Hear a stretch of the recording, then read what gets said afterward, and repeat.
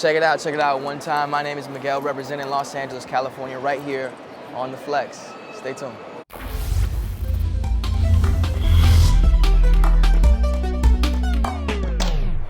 What's up? It's your girl DC. You're watching The Flex, and I am here with none other than Miguel. How are you? I almost don't even know how to introduce you because I'm a big fan.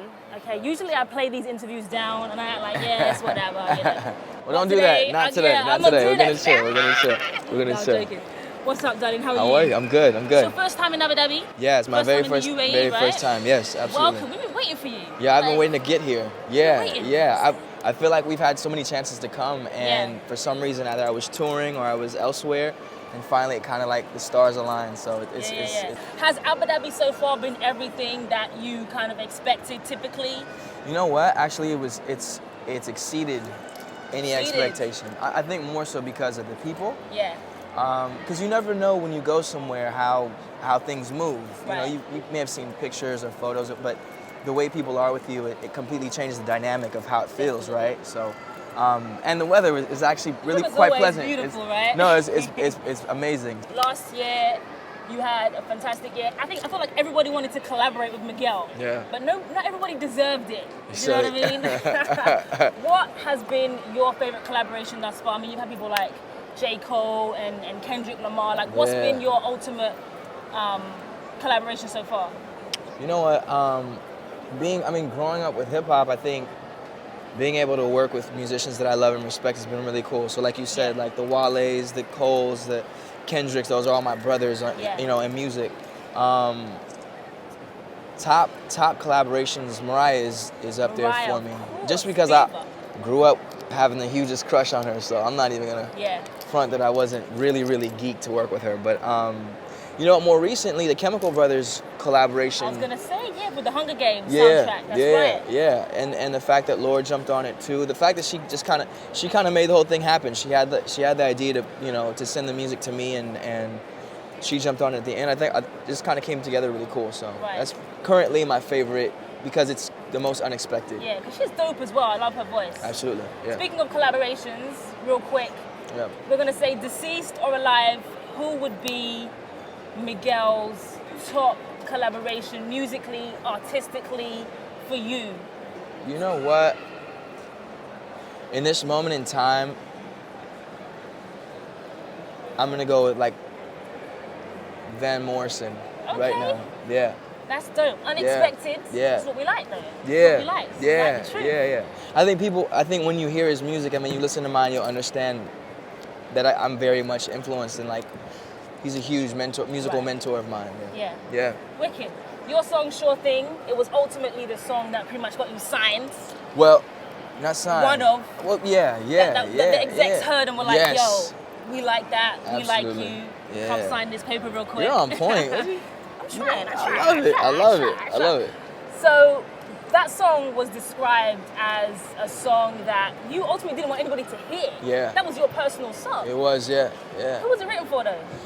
For my girl. Nas? For my girl. Yes, Nazanin. That's a big track. Yeah. That's a big track. And I feel like that track is timeless. And I feel like Thank like people have said this to you before, but like your music comes from a place where it's you. You're not following a trend. You're not thinking about, okay, what's hot right now? What kind of thing do I have to do? Like, it comes from a real place, and I feel like that's what makes your music timeless.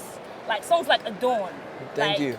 We'll be playing that decades down the line from now. I hope so. Hopefully, we'll be playing that at weddings and stuff like that. Hopefully I'll be making babies to it one day. Yeah. Like you make baby music on point, like for real. Cool. What is some of the music that you feel back in the day from people that have inspired you? Your baby making music. Oh, when it comes to baby making, I think it doesn't really get any better than Marvin Gaye. But then there's happy love stuff. Bill Withers is like huge for me. Any of the stuff that Gamble and Huff did, during like the hate, like just the greater soul times. I think anything they wrote and produced on, I think all of that stuff. But that's kind of like a bit of it. The Bee Gees, a lot of the Bee Gees. Van Morrison, like I said. Yeah, that's a lot of it, yeah. Now, we've been waiting very patiently, might I say, for this new album of yours to come out.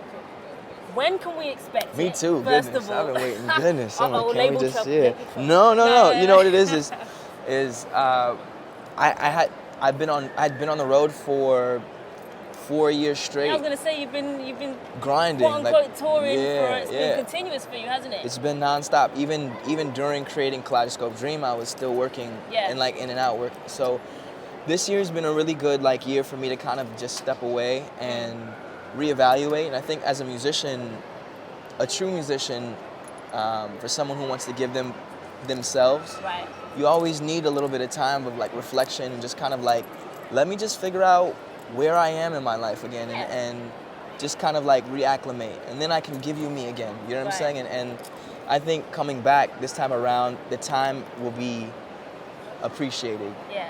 I think my fans will appreciate that I took a long time and I took this time to kind of figure it out for myself. And what I give you, I promise it'll be well worth the wait. I promise you. I want to release music now. Yesterday, like months ago, seriously. Any kind of time scale drops? You know, we're big on exclusives here on the Flex. You know.